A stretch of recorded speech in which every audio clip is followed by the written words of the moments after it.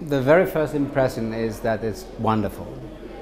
I know the Titanic history, and I also know that on the Titanic there were 31 Norwegians, and 1/3 of them survived. To me, that the exhibition, to me, that made these Norwegians who died on board a bit more alive. So it creates a wonderful feeling of actually what was going on in the ship at the time of the sinking. I think that the effects that you've used made it very real.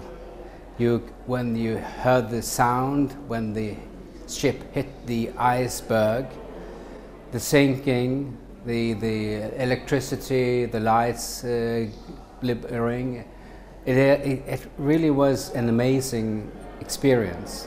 So to me, you have done a wonderful work on the Titanic. So I do think that you should be very proud of the way that you have interpreted the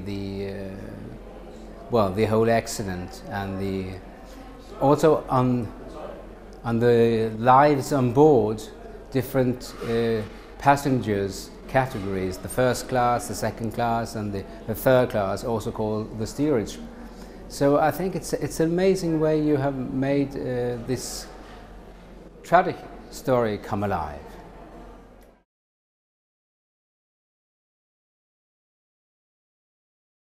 The aim was to bring all institutions in Europe, whether they were museums, libraries, universities, research centers, everybody coming into one institution that is dedicated to the lives of emigration.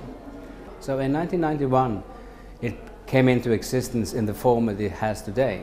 And now, after 21 years, it is an organization counting 43 organizations in 23 countries. So, but the goal is to have one institution in every European country. That is the ultimate goal.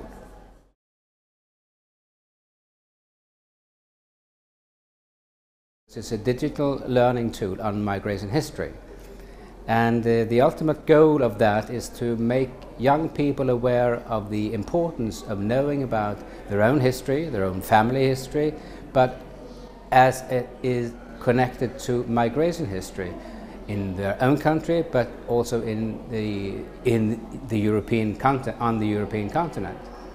Because migration is a story that relates to everybody.